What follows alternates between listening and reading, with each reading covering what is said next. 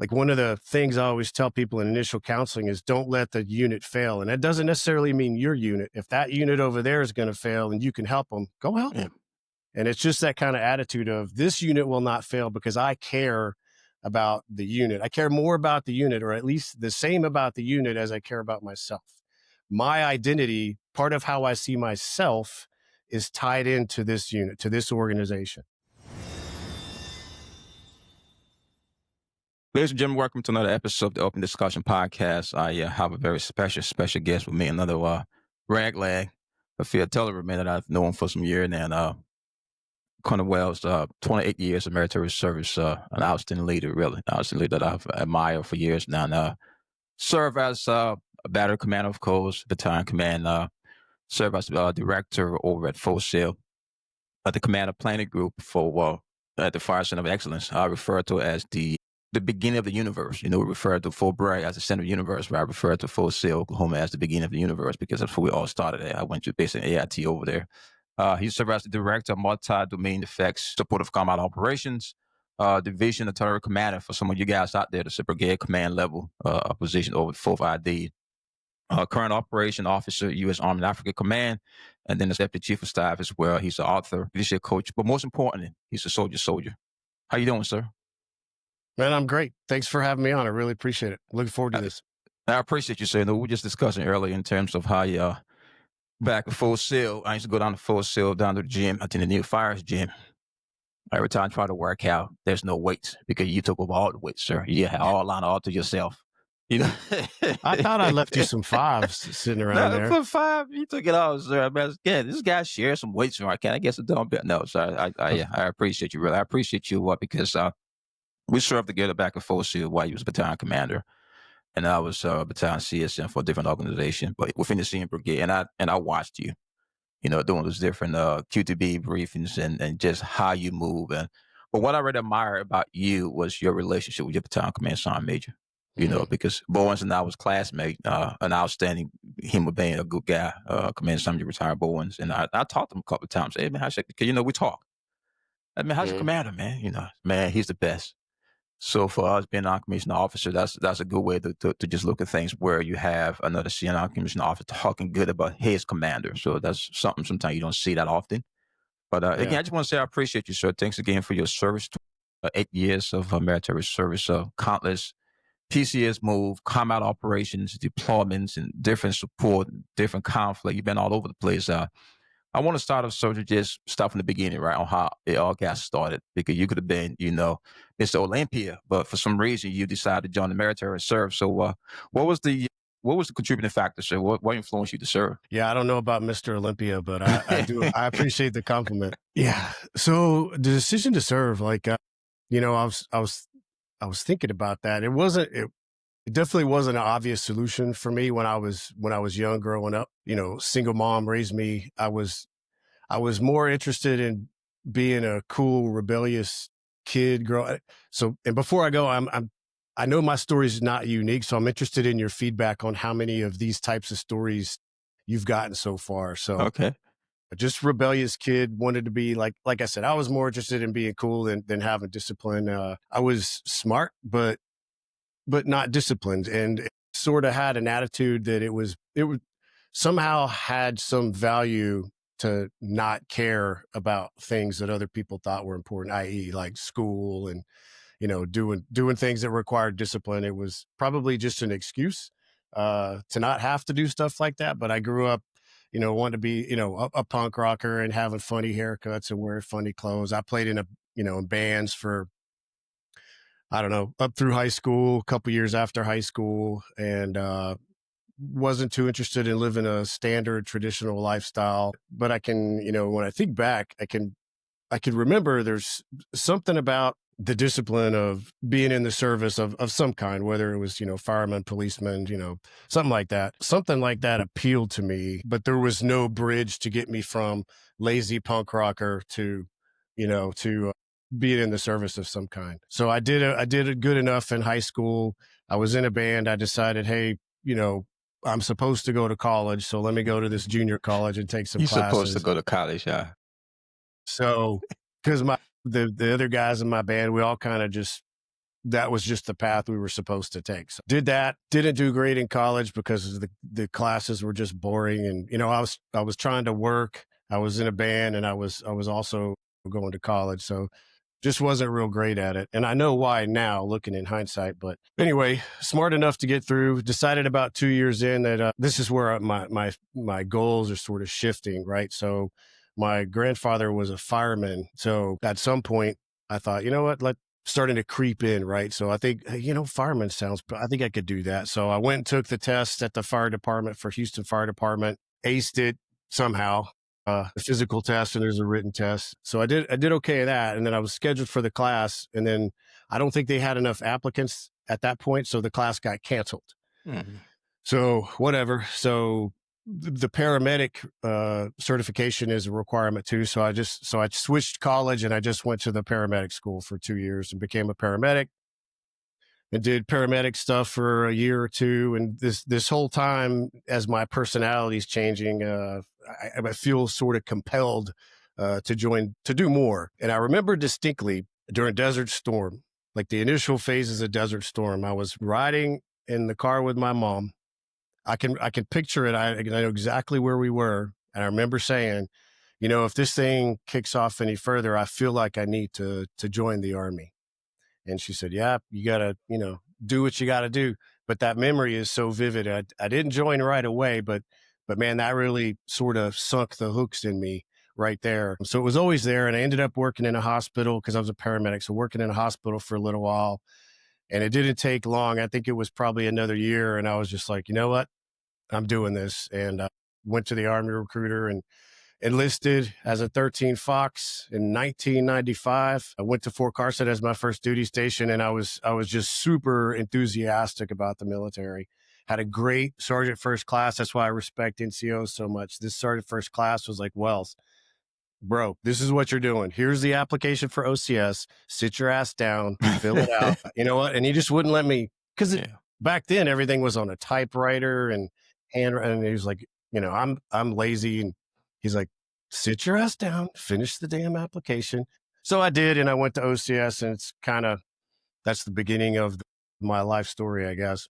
Best decision I ever made. It's amazing though, because sometimes folks around you see some things in you don't really see in yourself. Because I didn't know you was enlisted all these years. I had no idea you was Yeah, enlisted yeah. because you just had About that two and a that half years. officer, the way you carry yourself, and you saying you were somewhat rebellious. Because every time I see you being very calm, collective, just like never pissed off, and Mhm. so it's amazing how you just talk about how that non-commissioned officer saw you and say, hey man, sit here and do X, Y, Z. We all have a different path, but it's about sometimes the people who come into your life who see some things that you may not see, who may see that vision that you may not see in terms of that sign first class, say, hey man, take a seat here and get the shit done. Because a lot of folks have invested into me myself as a brand new private. I had no idea what was going on when I got the full seal. No idea. But those non-commissioned officers, the section chief, and took care of me, sir. But I feel kind of disappointed, sir. You was a 13 Fox. You came as a Bravo, but I'm not gonna hold that against you. So how was it for you? After you make that transition, because now you're seeing one side of the coin, right? You're saying enlisted Mhm. side, and then you go to the officer side, because you and I can agree here is that some officers who have served or who was enlisted, right, become an officer, think, oh, I used to be enlisted. I know, to sign Mhm. get it with. I know I figured this out. And then you have some officers who say, something, I got it. I know I understand my role as an officer and as a non-commissioned officer. How do you make that transition? And when you commission, how was it for you coming back in within the same branch now as an officer? Yeah, it wasn't as easy as I thought it would be. I went from it was the third ACR in Fort Carson. So that was my first duty station, my first experience in the Army, and that my only experience. And then I went to OCS, and my next duty station was an airborne at Fort Bragg. Uh-oh. So completely Yeah, we different. come. Yeah. So I mean, it did help me out, like call for fire and all the 13 Fox stuff. I was good. Yeah. But there's just so much more when you just talk general field artillery knowledge. So helped a little bit. The NCOs at Fort Bragg and the 82nd are a different caliber of NCO than most of the rest of the Army. So that was a bit of a shock. I remember distinctly. So when I first got there, they do the mission cycle. So every Yeah. 18 weeks, I think it is, you go through and you got to certify all your stuff and pack it Mhm. out and all this. So they're like, Wells, I'm brand new. "Hey, Lieutenant Wells, you're in charge of the, I guess, the sort of not inspection, but the checklist of making sure that all of this gets done." No idea what I'm doing. And I remember going up to, it's in the motor pool, Smoke's sitting on one of the howitzers doing something. And, I got, hey, Smoke's supposed to do this. Like, hey, Smoke, I need you to, The wrong you see what's going to happen, approach. right? Hey, Smoke, I need you to do X, Y, and Z. He kind of stops and looks at me. Like, you sure do need a lot of shit. That's a Yeah. typical Smoke response. Yeah. So that was kind of a good learning experience of, yeah, you're an officer, but you might want to just listen to what that dude says. It cracks me up. And serious, you know how it is. Serious, like Yeah. dead ass serious. Yeah. That's something else, right? Because I think we the only I think CMF that have that configuration, right? Within the platoon, you have the gunnery sergeant, you have the smoke, and I had to get just a tool. Okay, who does what, and just the name smoke alone scared the crap out of you. All right, smoke. All right, I Yeah. got it. Yeah. So but that was a good experience, and I'd like to discuss, sir, just your evolution through the ranks. You got to brag. You were a platoon leader, fish under your control, whatever. How because a second can have a profound impact on you. It may have a positive Hmm. impact on you or a negative impact on you. It would make you to make a decision: do I want to keep serving, or do I just want to say I'm done with this shit because this guy's out of control over here? What was the deciding factor for you to say, I think I can do this officer thing. I'm gonna keep going forward. How was that for you? So at that point, I would say, like, brag, you're right. Brag was transformative experience because you are just forced. You got to certify, you got to take tests every 18 weeks or so. You gotta know what you're doing, or you ain't gonna make it. And it's no problem for them to say, you're not good enough. Go down to 18th Airborne Corps. You can't stay here. Yeah. It was it was a great experience for me to learn what I had to learn because you have to, right? Yeah. In some units you can kind of just get by and not do that, but not there. So taking the time with everybody had to learn it. So we were all interested in making sure we knew what we were talking about. You're always quizzing each other, especially the young guys with whatever. So great for me to actually learn my trade craft, but it was solidifying what I wanted to do or how, did I want to stay in the Army or not? Still really wasn't sure. That point came at about 10 years. And I remember that. I remember making that decision sort of in my mind. It was right about 10 years. The first decision about, hey, I'm about halfway through Yeah. 20 years. You might as well stay. But what was really going on was that, for an officer, you get command opportunities. You look at it a couple ways, but the way I see it is the command opportunities are the things you're actually working for. And the rest of the jobs are just the things that help you learn and prepare and put yourself in the running for those command opportunities. So at about 10 years, I was in my first command as a battery commander. And I felt like this is the role I'm suited for. The staff officer, take it or leave it. To me, there's nothing really all that sexy about it. But when I took command, I was like, you know what? Yeah, I can do this. And then so you don't get another command opportunity for like 10 years after that one. So that the rest of that 10 years was me putting in the work to get another command opportunity. So that's sort of the evolution of that. Yeah, that's amazing. I think you just talked about something earlier in terms of knowing your skill craft back at brag.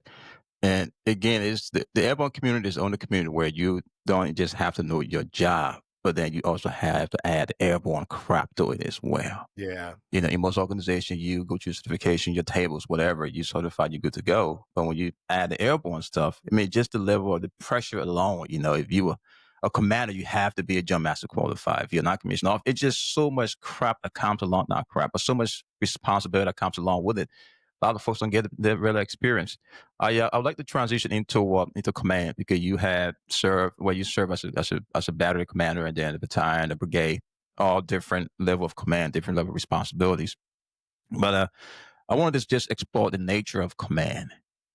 What comes along with it. When you prepare going to command, when you got a command what you saw, the things you were exposed to, the decision you made, is that something you prepared to make? What really, impacted your decision making process? I know we're going to talk into leadership here, of course, but how was it for you? You look at, just the nature of command. How did you navigate that? And why were you think you were so successful? Because of course you was a brigade commander, so you had to be successful in battery at the time. Yeah. Command is interesting. So, like I said, there's a 10-year sort of train up if you get commands, because not everybody gets it. So Mhm. after your initial command as a captain, you got another 10 years of jobs to prepare Yeah. yourself. So what that means, at least, my perspective is when you get into command, like most jobs, you have to learn for a little while and then you get good at it. And of course you leave. But command, you know everything you need to know when you take command. So the only thing you really got to figure out is it's not the skills you need, it's how do I want to command. Everybody's going to have a different personality, going to have a different outlook on you know their behaviors in command. But at the end of the day, the way I approached it is, and I had some opportunities in schools to really think about it. And I think that's sometimes the mistake people make is they don't really think about it enough. What do I want my unit to be like? When people talk to soldiers in my unit, what do I want my soldiers to convey about the unit that they are part of? So for a commander, can you articulate what this unit will be like when you're done with command? What impact will you have had when you step away from the unit? Will you have made lasting positive changes compared to now? What's the percentage of people that will say, I really like that unit? And the reason I use that example is because, like I said, I had some time to think about that in some schools I went prior to command. And I thought about what do I want the sort of my last day to look like as far as what everybody feels about the unit. So I went back and said, what are the units I really enjoyed being a part of? Why was that? And I looked at those units and it was always the relationships that I had in the unit. It doesn't matter what your mission is, what kind of equipment you have, what post you're at. None of that matters. The thing that always mattered to me was, you know what? The people I work with, I love those people. I'll do anything for those people. And because you have that attitude and because there's that relationship that's built, but the work, like I'll do whatever. You could throw, I'm not going to complain. Like we may complain a little bit, but I Mhm. guarantee you we'll do whatever you just told me to do. I'm going to do it better than anybody else. And my teammates are going to help me. And if somebody can't contribute today for whatever reason, yeah, it's not a big deal. We got you because they're going to do the same thing for you. And you want to, like, one of the things I always tell people in initial counseling is don't let the unit fail. And that doesn't necessarily mean your unit. If that unit over there is going to fail and you can help them, go help Yeah. them. And it's just that kind of attitude of this unit will not fail because I care about the unit. I care more about the unit, or at least the same about the unit as I care about myself. My identity, part of how I see myself, is tied into this unit, to this organization. So to me, that's a big deal. Now, transitioning from, I guess the average unit where, there's a smaller amount of people who think that way, to unit where more people care about the unit and they're proud to be in the unit. And when people ask them, because you've seen this, what unit are you in? They either come out Yeah. with, I'm in this unit, indicating that it's good, or they want to tell you why it's so big. Oh God, I'm in the blah, blah, this unit. So I always wanted to just create the unit that people were proud to be in, wanted to come to, and not because of me, just because of the people in the organization and whatever part I could play in that, I really wanted to. Yeah, that's amazing. So I've had the opportunity to observe different commanders, from the company all the way back to 1 star level. The question I want to ask you here: a lot of commanders come in with their command philosophy, you know, come in and the first time they breathe, as far as if you're a battalion or a brigade, the command team from their subordinate unit, they have a little PowerPoint slide, and this is my command philosophy, this is my top five, this. What are uh, your outlook on that? Because for me, the first question I ask myself, well, hey, I understand you have a command philosophy, but you just got here. Have you had time to really assess the organization in terms of where the organization is now and with the direction you want to head compared to self? This is my command philosophy. I mean, I understand the command philosophy is the way in which you're going to lead. I got it. But you don't think it's counterproductive to present something without having the idea where the organization is at? You have not yet conducted that self-assessment or just that feedback from subordinate leaders, and then you create your vision, because really their command philosophy is always tied to their vision. This is where I want to go. you know, do you believe that, commanders should come in first, conduct whatever an assessment, no matter if it's 1, 2, 3 week or 4, whatever the case may be, a short time, quick time assessment, and then put out their vision, their command philosophy, the whole 9 year, or you think it just set the tone, it's just right to come in, you say, all right, this is where I want to go, this is my command philosophy, this is my vision, let's go. You got to wait. You got to do an assessment. So Yeah. let me caveat that, but it depends on how detailed you want to get with your command philosophy, because we all know ourselves pretty well. So if I want to get there on day 2 and stand up and explain to the unit how I see the world, that's okay. And the reason is I can tell you, this is how I see the world, because that's going to indicate to you, these are the variables I'm going to start analyzing. These are the things I'm looking for. If I tell you, the thing that shapes how I lead is our proficiency on, our cannons. Okay. I know that's what he's looking for. Now, when I start looking at that, if it's good, I'm going to want to know, well, okay, why is it good? What are we doing that's right, that makes us very proficient at our weapon systems? If it's bad, I'm going to do the same thing. There's a barrier somewhere. So now the analysis, what I need to start looking for is, what's the barrier? Is it Mhm. too, the section chiefs are too young? They don't get time to train. There's something there. So you can't necessarily, because if you, command philosophy in a lot of ways is a roadmap. Yeah. So if I don't know where I'm going, and I don't know what the roads are, and I don't know where the roadblocks are, I can't give you the roadmap. Yeah. I can tell you, I want to be over there. So we need to start looking at this map and figure out where the roadblocks are. We can do that.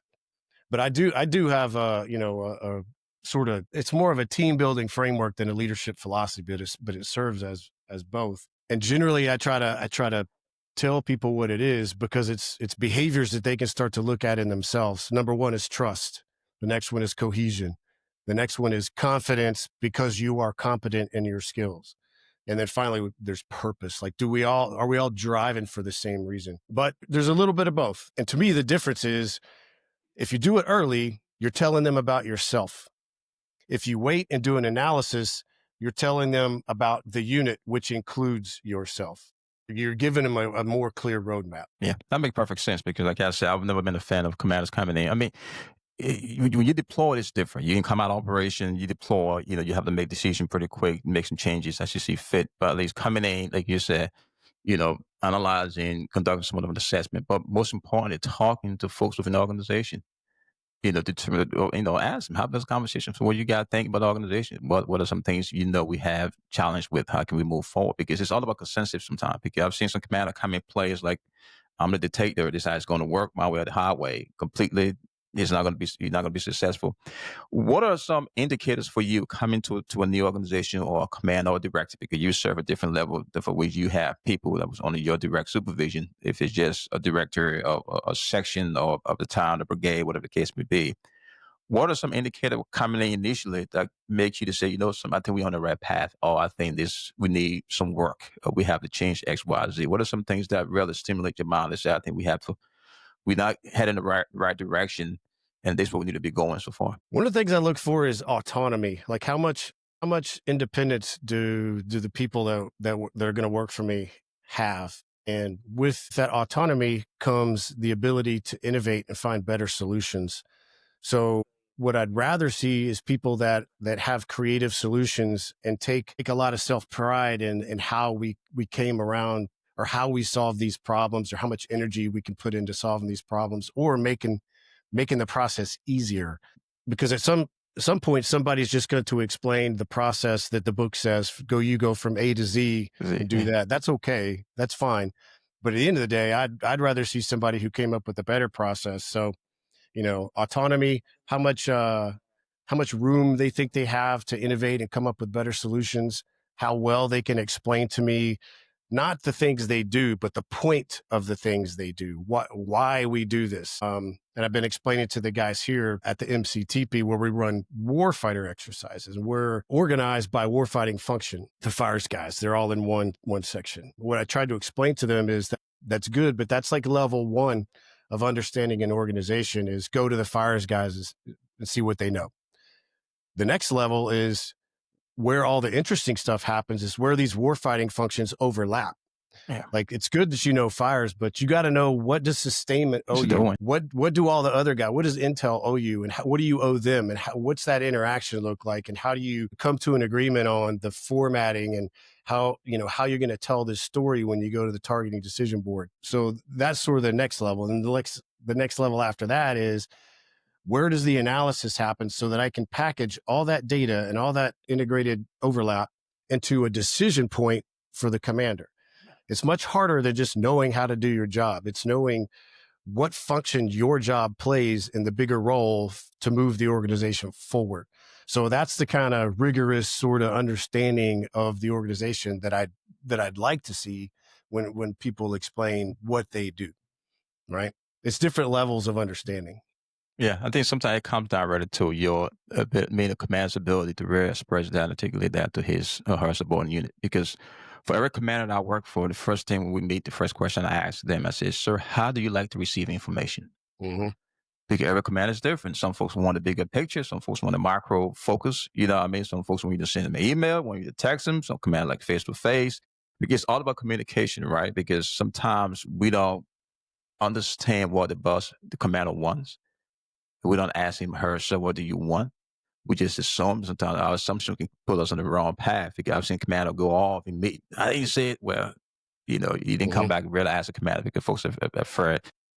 I want to transition into just communication because that's a huge part of any command or an organization. Because communication leads into relationship for me and then relationship into as far as trust and everything else. As I said earlier, I saw your interaction with your sergeant major and your staff. It can have a huge impact on any organization, no matter if you're in the military or outside the military.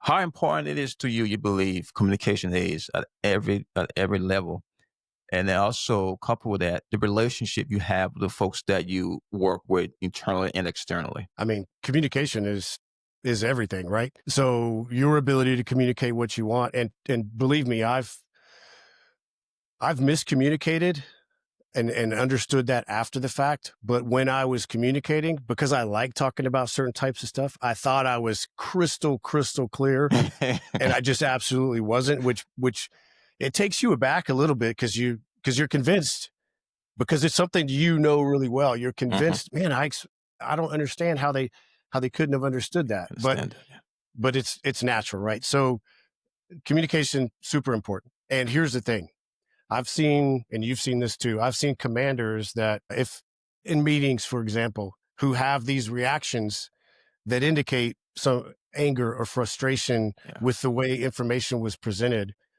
which is not an unnatural reaction, but it's not the reaction that's going to stimulate a better response from the Yeah. staff. It's Understand. going to scare them a little bit, and then sort of make them do as little as possible because they're worried they're going to anger you. So what I would Yeah. say is, what I tell people is, look, man, even if I have an idea, this is something I want to do. I need you to tell, if this is a dumb idea, somebody has to tell me.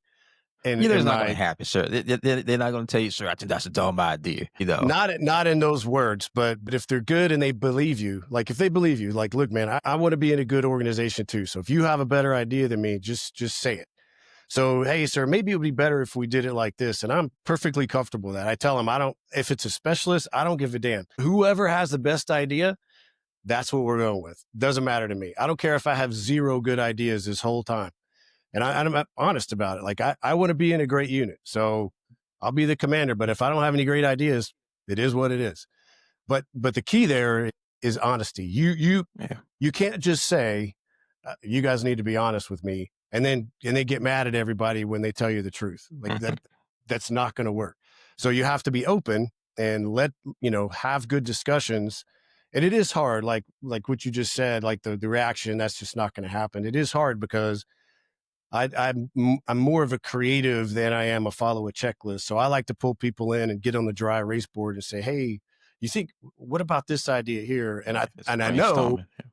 people are intimidated to say, what the hell, that doesn't make, that's the dumbest shit I ever heard of. So I know that. So you have to set conditions so that they'll at least somehow pull you off of the bad idea. They don't have to say it's dumb, but something like that. Cause you, like what you, and I remember distinctly this one commander I'm thinking about, just brutal with his staff. And the conditions that created is his staff had zero interest in doing what was good. They Mhm. just wanted to do what would not make him yell at them. That was it. So, that's not the unit I want to be part of. That's a bad place to be, though. I think you just said something that's very profound, right? You said the condition for which the command is set. Because command climate goes a long way. It goes a Hmm. long way. The climate for which you establish can have a huge impact on our organization direction. In order for your subordinate to really actively provide feedback, constructive feedback, or anything that is relevant to assist the organization, you have to create that environment, that atmosphere to where folks are open to talk about, hey, sir, great ideas, but I think we can go this direction. How important it is, you think, for you being a commander, being in a command position, to create that climate, not just at the C-suite level or the command level, but across the entire organization, to where folks fully understand, hey, if you have a better idea or if you have something to say, or you have something is in the best interest of the organization, you can go and over express it, because creating a command climate sometimes can be difficult because some folks may not like change. Some folks may not like change. So why you think it's important to have a good command climate? And what are some recommendations, if you can, that you think can stimulate a good, proactive command climate? Just yeah, I mean, step one is you gotta back up with what you say. When you say, I want the good ideas, and somebody comes up with a good idea, you got to look at what are the long-term consequences? If we employ this idea, good or bad, what are the long-term consequences? So if I can capitalize on a young soldier's idea, and if it doesn't work, the consequences are pretty minimal. I don't think it'll work. But if I do that idea, everybody's gonna see Yeah. that young soldier is going to be more inclined to contribute ideas and look for ways to be better for the Mhm. organization, right? And everybody else is going to see the same thing. So I can take some risk on those ideas that to me may not work, but it's valuable to that person. It's building the climate that I want to be a part of, because now I'm getting more ideas and people aren't scared to present something that might be better. That's what I want.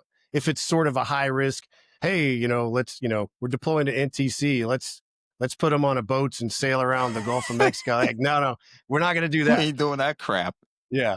But there's It's there's not certain realistic. opportunities, but even if it's like one of your majors or a sergeant major, if it might work, like you can't say it won't work. Yeah. So if it might work and it's not gonna, failure's not gonna doom the unit to EO complaints or whatever, then let's roll with it. But Yeah. so you're talking about command climate. Let me explain to you how I tackled that. I tried to do it in battalion command, but I needed a rep at it, so I got better at it in DeVarty. So you wear the command climate survey. The first hurdle is, can you get enough responses Yeah. to meet the threshold? You need like 30%. But see, that tells you a lot, though. I'm not trying to cut. That tells you a lot, because most of the time we submit those, we publish those command climate survey, and the amount of people that participate tells you a lot about the organization to some extent. If Now, folks are more reluctant to participate, it tells you they don't care, they don't want to. You say, oh, nothing going to change. Whatever. Yeah, but go ahead. Go exactly, ahead. exactly. No, that was going to be my next point. Is most people won't participate for a couple of reasons. One is they don't believe that it actually does anything valuable, and the second one is, they're too busy or whatever, or they just feel like, yeah, everything's fine. I don't really have anything to say. So my non-response should count the same as everything's fine, but it Mhm. just doesn't, right? Because what happens, and you know the deal, like the people who really want to say something, they're going to get on there before you finish the sentence. Oh, this place is garbage, blah, blah, Yeah, blah. Those but no people are real solutions. eager, But which no is, solutions. yeah, I mean, whatever. That's their outlet. But what I did was I did the command climate survey. I walked, hey man, I need some responses. I need some responses. I told everybody, the same thing we always do. But when we got it, me and the sergeant major, Jelani, got together and went through the responses. Is it Jelani or Durgan? I can't remember. But anyway, so went through all the responses, and I got a couple of majors together, and I said, okay, for all these written responses, I want it written on a big piece of paper. I want one comment per piece of paper, and I want them all spread out on a wall. So we got everybody. I think we got E5 and above, but we put them in a room, had literally every written comment on a wall, and they were in groups of 5, I want to say. So I had an NCO go up there. Okay, start reading them out loud. So everybody heard every comment that was written on that command climate survey. And Mm. I just, after every question, I just say, is that good or bad? We want to keep doing this or not? So most of it was like, there was a lot of good comments. So it was reassuring, but there was also, hey, this NCO keeps putting his hand on my leg inappropriately in the office. Like, everybody gets to hear that now. And it's possible that NCO was sitting in the audience. So Mhm. that's the feedback that person hasn't yet received, is everybody thinks you're a dirtbag. Yeah. You know what I mean? Keep it there in hands So to you go through yourself. the positive, the negative. I'd say, hey, okay, this happened. Do we want to be in the unit where this kind of stuff happens? And of course, everybody says no. And so to me, I don't have any metrics to show that was better than doing nothing at all. But I think it's sort of reinforced in their mind that, this is our unit. We control the behaviors of our unit. We have a little more power to shape how people behave here. So I felt good about it. Hopefully it was good for the unit too. Yeah, that's amazing. That's another way to go about creating a command climate. Jelani was a good friend of my brother from another mother, so he's over here with me now in South Carolina. So good, real good American. Yeah, I know we've been I miss him. discussing command and relationship and communication, of course, all tied into leadership, right? Some of you very passionate about. You have written a lot about. You a leadership coach. What got you into it? I mean, you've served in little different leadership capacity. You want to push information out there to help folks. The idea of leadership, right? The Army has its own definition. I think every organization has its own definition of what leadership is, what they expect from a leader, what leadership should be. We have different styles of leadership. For me personally, I do believe one style of leadership that every leader should, as far as possesses that transformation leadership style. You got to have that because the operation environment is constantly changing. No matter what capacity you work in, things are constantly changing. So far, you have to be a leader that can transform, that is open to change, open to make sure you're making those strategies to move the organization forward. But my question to you here is that why leadership? Why did you focus on leadership? Why you wrote about it? Why you still writing about it? Why is that so important to you? Yeah, there's something really appealing about it to me, and it's hard for me to uncover what exactly about it is appealing. But I'm really interested in psychology. There's certain theories that just appeal to me: psychology, complexity theory, things like game theory. There's just something really compelling about those. And then when you're able to take those theories and apply them to a situation where you can influence people to actually feel good about what they're doing. You spend a lot of your life's hours at work.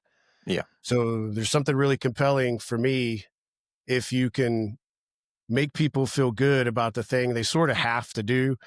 But there's reasons, especially in the military, to really, if you can make people actually want to do what they've committed to do, but really enjoy doing it and try to make it as good as possible and as productive as possible, and build networks and relationships around them. I don't know. That's just really appealing to me, and I've had the opportunity to be in units where that person was me, and I liked it. And you got to get up early and go to work, and I loved getting up early and going to work and being around the people I was around and putting energy into, man, I think I can fix this problem a little better than we've been doing it. Because that makes me feel so good, especially since I was a young soldier and I had someone push me in the right direction. I want everybody to have that experience. And the only way to do that is to build really, really strong, productive leaders. If you were advising the CEO or 2 or 3 star level, commanding general for an organization, what advice would you give in terms of what makes a good organization that is focused on meeting overall objective? Because for me, I do believe leadership is about people. That's the best commodity so far. I think people center of gravity of everything we do so far. So the people are what we need to take care of first, because you have some leaders who focus on the process and equipment, everything else, but forget the people aspect of it. In order to make a successful organization, no matter if it's in the civilian sector, in the military sector, if you're advising a commander or a CEO in terms of, sir, this is our organization, this is where you want to go. What makes a good organization, in your opinion, in terms of leadership standpoint? Couple things, and they're relatively hard to measure, but I would say the first thing is trust, but it's not as easy as saying, okay, everybody just trust each other. And it's not even as easy as saying, this is a level of trust I require. For example, if you're in a organization that requires a lot of independent activity and it requires a lot of innovation, and you're always trying to find something new, the trust there needs to be really high.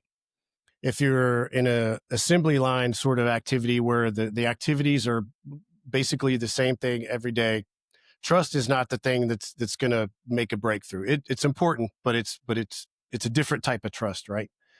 So trust is always a thing. Now the problem is, if I go to a CEO and say trust is important, like, what's the level of trust throughout your organization? That's a hard thing to measure, right? So the question would be is, how often do you circulate through your organization? How often do you communicate with leaders at the next echelon down, at the echelon below that? What behaviors are you exhibiting that influence how much trust people are like? Do people believe what you say? Do people believe that you have two things in mind: their best interest and the organization's best interest? And you can't, especially can't sacrifice the organization's best interest for their own well-being, or at least you can't until you've built a massive amount of people will take some of that sacrifice periodically if they really trust you. Hey, we gotta be uncomfortable because we've got to shift the business a little bit. They'll buy that, but that can't be the way you always operate. You know that, like it's, people's interests have to come in there Yeah. the majority of the time. But the key is, are you gonna be able to measure this trust? Or are you gonna have to be intuitive about it and go down and talk to people? And I think there's ways you can measure trust. There's trust surveys and things like that. But at the end of the day, if I think if people don't trust you, that's pretty obvious. And that, they'll be real quick to say, do you trust your leader? No. They'll be real quick to say that. Now, there's different levels and different categories of trust. So it's not that simple, but trust is the backbone of everything great you're going to do. Fully agree. Fully agree. I think you talked about something earlier. Trust is important, right? But how do you go about really establishing or building trust? To me, I do believe it's just me. I do believe relationship leads to trust. I mean, professional Mhm. relationship, how you interact with people, you being as exclusive to folks, because growing up in the military, I would go back to brag. When you go see the commander or that sergeant major, something is up, because there was no relationship between that commander and lower level sport. And meaning what I mean, like relationship, you see them once in a while. I think you just talk about that, we call it battlefield circulation, right? Go around your people, talk to them, see what's going on, because you're not just talking to folks, but you're building relationship, you're gathering consensus, you understand exactly where, the gaps are because you're talking to folks. But how can you build a trust in an organization that's so large? Because sometimes it can be very, very difficult. Who are the people who, because we call those folks in change management, those change ambassadors. Who out there, Mhm. who should you tap into to build this trust? Because you're the commander or that CEO, may not have that the capacity to touch everybody directly, but indirectly you will. So what are some methods you believe, or what are something leaders should do in building this trust in a real huge organization? The first thing is, trust has linkages. So if you're highly trustworthy and the people below you trust you and take on those behaviors, then that passes down to the echelon below them.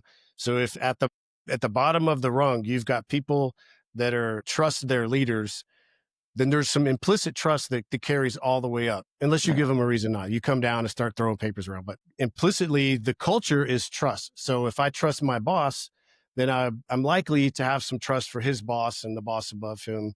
Again, multiple variables. If they're constantly bad mouthing, doesn't work. So there's that. There's that. So you got to be cognizant of that. The second thing is competence. Have you made displays of competence? And if you're the CEO, you're a general, your competence is displayed through how you implement your vision, and is it working, and does it make sense for everybody below you, especially at the lower level? Does this make sense to move the organization in a positive direction? Are the things, does staying in the motor pool till 2200 move the organization in a positive direction? Because that's me making a sacrifice for the good of the unit. Yeah. Do I understand why this is important? And, sometimes that's hard because now I'm uncomfortable. Maybe I don't want to understand. The third thing is the relationships. And it's about signaling in a lot of cases, because you have to be very savvy when you're a senior leader that even when you're not engaging people, people are watching you. Yeah. People So always your watching. mannerisms, your behaviors, the way you interact and respond to their questions or ask them questions, it seems like a small thing, but it goes a long way with how you engage with junior folks. And are you sort of lighthearted because they're already intimidated? So it doesn't take much from you to push them over the line of, I'm intimidated and now I'm scared, or I'm intimidated, he's not a bad guy, now I'm a little bit more relaxed, I can make some jokes. It's a subtle shift, but it makes a big difference. And then they really need to understand that what you're interested in, and it's hard to communicate this, but what you're interested in is moving the unit forward in a positive direction and keeping my well-being Yeah. at sort of as the keystone to moving the unit forward. but you only have limited engagement and opportunities to do this. The influence ring from the CEO to the low line worker, there's a lot of filters, right? Hmm. So if one of those people in between you and them misinterprets the guidance or the vision or the intent, then it gets screwed up. So you have to be really clear about communicating it to your ambassadors, and then how your ambassadors are going to communicate it below them. It's a bit tricky, but it's not impossible. And I think the best leaders are able to do this really well. That's pretty amazing how you just framed that, because you're right. A lot of folks, a lot of commanders, and a lot of leaders kind of struggle with that as well. You just talk about vision. I know we talked about it earlier. In the military, we had the commander's vision, right? In the civilian sector, this is the organizational vision. Mhm. How will you how in terms of leadership, or a leader and a manager, right? Two distinct role, but folks don't understand it. They do believe that some folks just assume because you are a manager, you are a leader. Of course, you are a leader because you being the leader of an organization, you're looking at the vision, the direction you want the organization to go in the future, whatever, so you focus, and then that manager focus on the day-to-day activities of the organization. Then managing like the first arm, managing things, whatever the case may be in our company, particular command, whatever. In terms of those two roles, how you describe in coming up with your vision, how do you come up? Because I know we talked about it a little bit. Just want to press you on this just a little bit more. How do commander come about developing a proactive, a relevant vision for the organization? How did you went about say, okay, this is my vision, this is how I want us to go, this is what I want to over accomplish. How do you come about creating your vision for the organization? What recommendation would you give the commanders or even CEOs? Say, hey, in terms of your vision for the organization, this is what I recommend you do. The first thing I would say is you really need to understand yourself, because we're all different. And the thing that makes us, there's a lot of things, but there's just things that distinguish one human being from the other. Things like IQ, your personality is a huge one.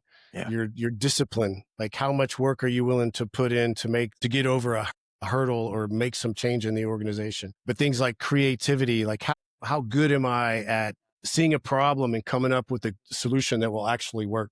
So let me talk about personality differences real quick.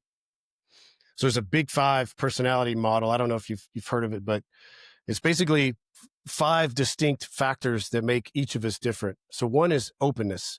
Openness is kind of related to creativity and it's linked to IQ, but people that are high in openness will always gravitate to the more creative solution. People who are low in openness are not interested in creativity. There's more of a routine way to solve these problems.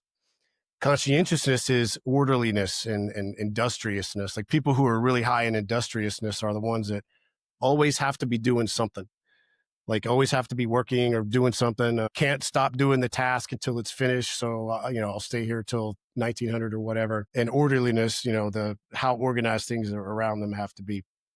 And the next one is extroversion and introversion.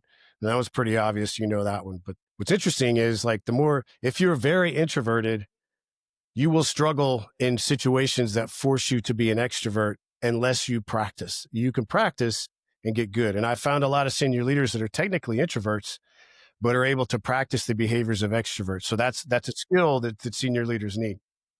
The next one is agreeableness. And I always like talking about this one because it's the difference between me and my wife. My wife is high in agreeableness. She's very interested in what I want to do. So she will wait for me to make a decision on what to do, and then she's happy to go along with it most of the time.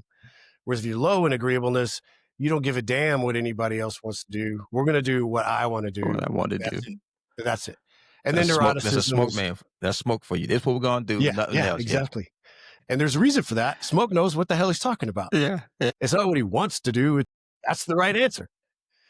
And then neuroticism is kind of how quickly you have an emotional response to some sort of change in the environment, usually a negative change in the environment. The reason I explain all that is because those combinations make each leader different. So if you're going to be a senior leader and you have to calculate the way your leadership vision or leadership philosophy is going to be, you need to understand if this is my personality, then my vision is likely to be like this. In other words, always understand that your vision is shaped by your personality. So for me, the relationships were the key, like how we treat each other, how we interact with each other, how we build trust. That is the bedrock for me, period. A lot of people will sort of shy away from the soft part of, well, I don't care about the relationships. The mission is this. We're going to Mhm. accomplish the mission, period. And I would just argue that you're missing a couple steps up there. If you build an awesome team that love doing what they do, you could just give them the mission and they'll get it Yeah. done. If you skip that part, now you're going to have to work really hard to get these people to understand what the mission is and why they should accomplish it. So you've shortchanged yourself by jumping over a couple steps and going right to, this is how motor pool works. This is how sticks lanes works. This is how, you know what I mean? So step one, if you're building a vision, understand yourself first. Step two is understanding what your specific values are. And the reason I say that is because I had a class, I think it was pre-command course, where they give you basically a card deck of 50 values and you go Mhm. through and you pick 10, then you whittle it down to Yeah. 5. And so, okay, these are the things I've decided are the most important. Now use those as the bedrock of whatever philosophy you come up with. And then the third thing I would say is, like you mentioned at the beginning, you really need to understand the organization before you put this thing in concrete and roll it out, because you may only get to trust because the organization is in shambles and Yeah. everybody hates each other. You may have some hurdles to get over before you decide to implement that. Appreciate you, sir. Thanks for sharing that. I'm about to give you some fire mission here. If you can, three characteristics of a good leader and three of a bad leader. What are some characteristics you think display this year? I think he or she, and then good and bad. So good characteristic is being self-aware. Like I said about the personality, just explained all that. Self-aware. I know if I'm low in agreeableness and I know that I always go with my own ideas, I need to temper that a little bit and come off and be open to other people's ideas, because it kills initiative, right? If you Yeah. if you always say my idea is the best idea, you kill an initiative. The second one is being adaptive. So you need to be very flexible in how you see the world. Not always. There are times when this is the way it has to be done. But for the most part, there's more than one solution to every problem. And again, it builds initiative in your unit, and it gives people buy-in when you're adaptive. And you're going to be like when you're on a mission and the situation changes drastically, everybody's going to look to you for the course ahead. So you need to be adaptive and be able to think outside the box and come up with innovative solutions. The third one is to be self-disciplined about yourself. In other words, if I've decided on a vision and I want to implement my vision, it starts with the behaviors you exhibit. Because we've all seen the leaders that say, hey, everybody's got to go home at 1700, I don't care, blah blah blah, and then they stay till 1900, Yeah. right? So if you're gonna make a rule, then that's a rule you have to follow too. So there's a Follow little through. bit of self-discipline, and adherence to whatever vision or philosophy you've put out there. You need to back it up. If you say leadership is important, show me your leadership development program. Show me Yeah. show me where all those touch points are, or I won't believe you. Right. So if we want to go negative traits, it's probably close to the opposite of those things. Someone who's very closed minded, has zero self awareness. You've seen them, zero self awareness, is convinced everything they've said is the right thing to It's the do, right and thing. Yeah. maybe it is, but the way you're pushing it on the You're unit, like, presenting it. Yeah. yeah, like you're angry with them, doesn't build the unit that I want to be a part of. There's people who mistake hard work for good work. And so I've seen mottos that's something like train hard or whatever. And of course I nitpick those things, but hard is not the same thing as good. And we're in the Yeah. military. You know exactly what I'm talking about. So it could be hard. I could come up with something hard. That's really easy to do. Yeah. This is hard. It doesn't mean it's good. It's good. So understand the difference, because hard may be 12 hours, but you know what? Good is only 4 hours. Yeah. So what's the value? And I guess the fourth one is the inability to or the third one for bad leaders is the inability to communicate well. And sometimes, like I talked about personality, sometimes this is a function of being an extreme introvert. The funny thing about introverts is they're not, because I am one most of the time. They're not No. bad people. They don't No. always communicate well. I am.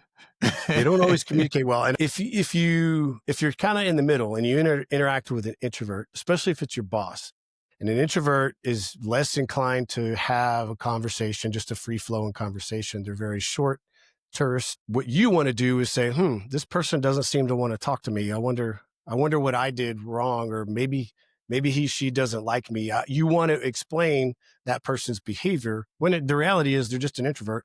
That's how Yeah. they act. They don't like having conversations. So being able to communicate, I think, is a huge one. And you have to get over whatever your default settings are. You have to get over that to be able to communicate well, build a good unit. Appreciate you for sharing that. I know you serve in different positions, different locations, different places. What will you consider? I know you're still serving to be your best position, and why? Which position did I like the most? Yeah.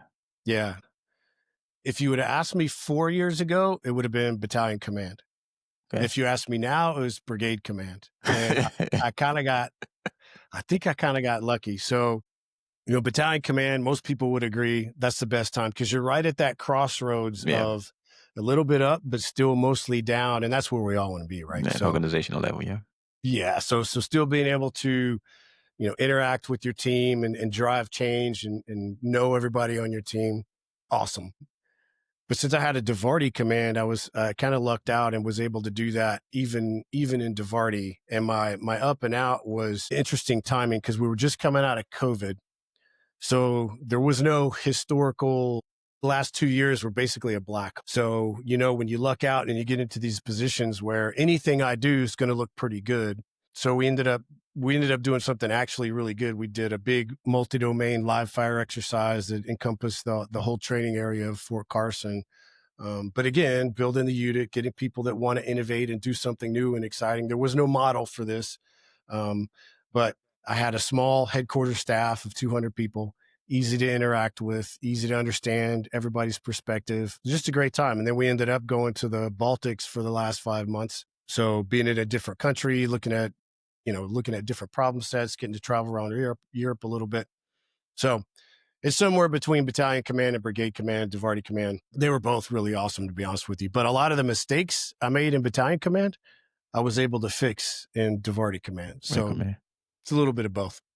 Yeah, because there's a big difference, probably, because as a battalion command, you have, captains, and there's a huge gap between you guys in terms of experience and knowledge and just skills, because you're battalion command, you with it, 10, 8, 9 years to take over battalion. You have those brand new captains, someone who just came from the captain career course, or someone who just got 4 or 5 years. So there's a big gap compared to a brigade command. Now you have, the lieutenant colonels. Now you're full bird, but at least the gap has closed a little bit more, and every interaction a little bit different in terms of how you lead, how you communicate, how you interact, the whole 9 yard. I know you've written a lot about leadership, sir. You a leadership coach. Where can we find some things that you have written about, a books, a blog, or whatever? Where can we find some things you've talked about so far that we can go and research? So if you go to summaryleadership.com, that's where all my books are. And I have a blog on medium.com. Just look for Summary Leadership. It's a blog. It's got over 100 articles in there. I appreciate you, sir. One advice you give to a commander or a sergeant major or a soldier that are currently serving, of anybody who would want to serve? First, know yourself. Take some personality surveys, know yourself, understand why that matters. That's the big key. The second is keep doing it and make sure you're doing it for the right reasons. Are you doing it to make an organization better, to make the Army better, to make the country better? And secondarily to that, I bet you it makes yourself better too. Appreciate you, sir. Thanks for sharing. So I really appreciate you taking time really out of your schedule to hang out with me. I really appreciate you, sir. Do you have any last closing comments? And the Army folks, last closing comment, right? Do you have anything, sir, you want to add? Nothing of substance. I'll just tell you, man, I really appreciate you doing this. I've watched quite a few of your little podcasts, man. I think they're hitting in the right direction. You think about it from a soldier's perspective, but there's a little bit of stuff in there that I think the general population ought to be listening to this to gather the right leadership lessons too. So thank you for what you're doing. I appreciate you, sir. Thanks a lot again. I'm gonna see you next time. Please don't take up all the weights, sir. You got to share the weights, man. You can't be in the gym collecting all the weights all by yourself, man. You got to share the weights once in a while. All right.